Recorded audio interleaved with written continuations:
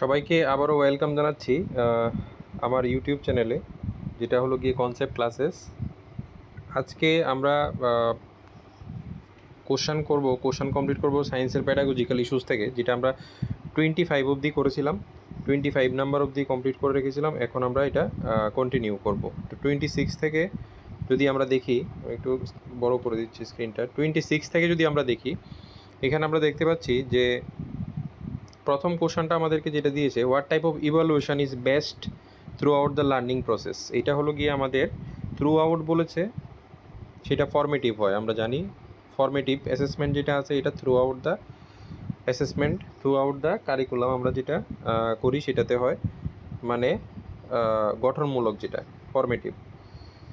Next হলো গিয়ে which skill is most associated with scientific inquiry. Scientific ইনকোয়ারিতে C number যেটা আছে ক্রিটিক্যাল থিঙ্কিং, আনসারগুলো এখানে যদিও দেওয়া আছে, ক্রিটিক্যাল থিঙ্কিং এটা আমরা সায়েন্টিফিক স্কিলের ক্ষেত্রে ইউজ করি। Question number 28, who plays the most significant role in shaping students scientific thinking. Scientific thinking, student যে সায়েন্টিফিক থিঙ্কিং করবে, এটা শেপ দেওয়াটা কার কাজ বা কে করে এটা?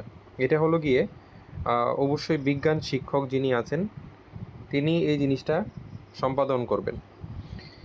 Question number 29, which domain deals with using science knowledge in real life situation. এটা কোন ডোমেনের কথা বলা হচ্ছে? এটা হলো গিয়ে আমাদের অ্যাপ্লিকেশান ডোমেন যেটা আছে, প্রয়োগ ক্ষেত্র, সেটা হলো গিয়ে ব্যবহার হয়। Question number 30, a good science text book should promote. এটাও ইম্পর্ট্যান্ট একটা কোশ্চেন। একটা ভালো বিজ্ঞান পাঠ্য বই কী উৎসাহিত করবে? অনুসন্ধান আর কৌতূহল, যেটা হলো কি ইনকোয়ারি এবং কিউরিওসিটি। এইগুলা কিন্তু আমরা বেসিক প্লাস কিন্তু মনে রাখতে হবে যে এই কোশ্চেনগুলো কিন্তু আসতে পারে। Which method learner centred in science teaching, মানে এটা হলো গিয়ে বিজ্ঞান শিক্ষা কোন পদ্ধতি শিক্ষার্থী কেন্দ্রিক হয়? এটা আমরা জানি, এটা হলো গিয়ে ডিসকাভারি মেথড যেটা আছে, ডিকটেশন না, নোট কপিংও না, লেকচারার মেথড তো হবেই না, ঠিক আছে? লেকচার মেথড ইউজ করা হয় প্রত্যেকটা ক্ষেত্রেই। Question number 32, which type of learning encourages hands on experience. ঠিক আছে, হাতে কলমে অভিজ্ঞতা যেটা, এটা হলো গিয়ে আমাদের কার্যক্রম ভিত্তিক বা যেটাকে অ্যাক্টিভিটি বেসড লার্নিং আমরা বলি এটা। Question number 33, continuous evaluation is a part of, কিসের part?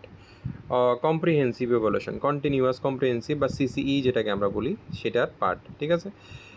What helps learners link science to daily life, কোনটা কোন জিনিসটা লিঙ্ক করতে সাহায্য করে? রিয়েল লাইফ এক্সাম্পল যদি আমরা দিয়ে থাকি ক্লাসরুমে অ্যাজ এ টিচার, আমাদের কিন্তু এই কনসেপ্টগুলো ডেভেলপ করাতে সুবিধা হয় বাচ্চাদের মধ্যে, ঠিক আছে? বাচ্চারাও বুঝতে পারে যে অ্যাকচুয়ালি কোন টপিকে এই জিনিসটা ইউজ হবে। Which of this is a characterised of good science teacher, science learner, ঠিক আছে? এটা একটা গুরুত্বপূর্ণ বৈশিষ্ট্য সায়েন্স লার্নার যারা আছে, আস্ক কোশ্চেন্স অ্যান্ড এক্সপ্লোরস, মানে প্রশ্ন করে এবং অনুসন্ধানের একটা মনোভাব তাদের মধ্যে থাকে, ঠিক আছে? যে জিনিসটাকে আমরা অনেক সময় কী করি, ডিনাই করি।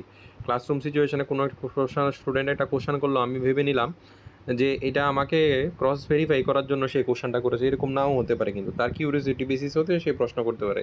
আপনি যখন এই জিনিসটাকে ডিনাই করবেন, তখন কিন্তু সে আর পরবর্তী সময় প্রশ্ন করার সাহস পাবে না বা ইচ্ছাও থাকবে না তার মধ্যে। সায়েন্টিফিক টেম্পারামেন্ট, এই জিনিসগুলো আমাদের দেখতে হবে। Question number 36, scientific temperament can be develop through, এটা অপশানটা কী হবে? এটা হবে ইনকোয়ারি অ্যান্ড এক্সপেরিমেন্টেশন, অনুসন্ধান এবং পরীক্ষা। অনুসন্ধান হলো গিয়ে করতেই হবে সায়েন্স এক্সপেরিমেন্টসের মধ্যে বা সায়েন্স টিচিংয়ের ক্ষেত্রে এটা থাকবেই। History of science helps learners two, মানে বিজ্ঞানের ইতিহাস শিক্ষার্থীদের কী শেখায়? ইতিহাস পড়ে কী হবে? আমরা বিভিন্ন বৈজ্ঞানিকের নাম পড়ি, তারা কী করেছে, কবে কী করেছে, এটা পড়ি, এটা বা পড়াই। এটা কেন, কী কী কী কারণে প্রয়োজন? এটা হলো গিয়ে বিজ্ঞানিক বা আমরা বলছি যেটা বিকাশ বোঝা, মানে আন্ডারস্ট্যান্ডিং সায়েন্টিফিক ইভোলিউশন, কীভাবে এই জিনিসটা মানে ইভলভ হয়েছে, আজকে আমাদের বইয়ে আছে, এটা কীভাবে আসলো বইয়ের মধ্যে, ওইটা বোঝানোর জন্য আমরা ইতিহাসটা পড়ি বা বাচ্চাদেরকে পড়ানো হয়। What kind of question enhances thinking in science class, কোন কোশ্চেনগুলো? যে কোনো সায়েন্স ক্লাসের মধ্যে আমরা যদি ওপেন এন্ডেড কোশ্চেন করি, যে কোনো ক্ষেত্রে, শুধু সায়েন্স ক্লাস না, ওপেন এন্ডেড কোশ্চেন অলওয়েজ মানে অ্যাকসেপ্টেবল, মানে এখানে কিন্তু ভাবার স্কোপ থাকে, কিন্তু ক্লোজ এন্ডেডে আপনারা জানেন ইয়েস নোতে আনসার হয় শুধু, ঠিক আছে? তো তুমি কি খাবে খাবে না এরকম আর কি, বা তুমি এই জিনিসটার ব্যাপারে ডেসক্রাইব করো, ঠিক আছে? তোমার কি মতামত, এইগুলো ওপেন এন্ডেড কোশ্চেনের মধ্যে পড়ে। কিন্তু আমি যদি বলি যে তোমার কি এই জিনিসটা ভালো লাগে, না লাগে না, দুইটা অপশান দিলাম কিন্তু, তাহলে এটা ক্লোজ এন্ডেড হয়ে গেল। 39 number question, which component of evolution assessment emotional responses, এটা কোন মূল্যায়ন উপাদান আবেগীয় প্রতিক্রিয়া মূল্যায়ন করে? এটা হলো গিয়ে গ নাম্বার, এটা হলো আবেগীয় বা যেটাকে এফেক্টিভ বলছি আমরা। Question number 40, what is essential for effective laboratory evolution, এটা হলো গিয়ে question number 40, option C observation skill, observation করতে হয় ল্যাবরেটরিতে আমরা জানি, যেটাকে আমরা সাধারণত দক্ষতার পর্যবেক্ষণ বলে এখানে লেখা আছে। অপশানগুলো ইংলিশে আপনারা প্রেফার করবেন। Best way to access scientific skill is through, scientific স্কিলকে যদি আমরা বৈজ্ঞানিক দক্ষতা মূল্যায়নের শ্রেষ্ঠ উপায় কোনটি? এটা হলো গিয়ে খ, এটা হলো গিয়ে প্রজেক্ট ওয়ার্ক, ঠিক আছে। ডিসকভারি মেথড এনকারেজেস, ডিসকভারি মেথডের মধ্যে আমরা কী এনকারেজ করি? Independent thinking, independent thinking. 43 number question, what should a science teacher do when students make mistake, কী করবে? যে কোনো গাইড দেম পেশেন্টলি, যে কোনো সাবজেক্ট, সায়েন্স টিচার না, এখানে আমরা সায়েন্স প্যাডাগজি পড়ছি এই কারণে সায়েন্স টিচার লেখা আছে, যে কোনো, ঠিক আছে। ধৈর্য সহকারে দিক নির্দেশনা বা ডাইরেকশন দেওয়া, আপনি যে জিনিসটা জানেন বাচ্চা নাও জানতে পারে, ঠিক না। এফেক্টিভ সায়েন্স লার্নিং ইনক্লুডস কি? Engaging and experiments, engaging in experiments, এক্সপেরিমেন্টসে এঙ্গেজ থাকতে হবে। Which approach combine subjects around a central theme, এটা হলো গিয়ে ইন্টিগ্রেটেড অ্যাপ্রোচ, একটা সেন্ট্রাল থিম থাকে, এটা চারদিকে আমরা সমস্ত কার্যকলাপ বা টিচিং লার্নিং যে প্রসেস আছে এটাকে সম্পাদন করি। 46 number question, which learning domains involves imagination and originality, এটা হলো গিয়ে আমাদের অপশান সি ক্রিয়েটিভিটি ডোমেইন যেটা আছে এটা। কোশ্চেন নাম্বার 47 আমরা দেখতে পাচ্ছি এখানে, problem solving skills in science involves, এটা হলো গিয়ে লজিক্যাল রিজনিং, প্রবলেম সলভিং যে স্কিল আছে এটা।